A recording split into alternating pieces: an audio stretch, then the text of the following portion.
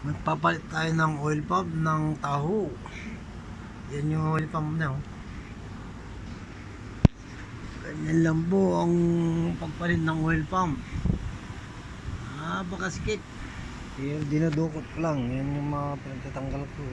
Oil pan, timing cover, yun yung mga ipapalit natin. Yung mga parts. Yung Tahoe. Medyo maganda-ganda pang Tahoe to. Medyo modelo pa. Yun o. Tanggal yung oil pan, tanggal yung timing cover. Tahoe natin.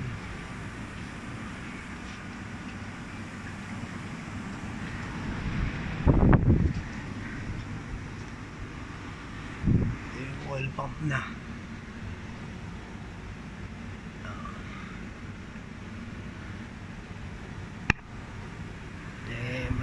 Ito yung differential 4x4.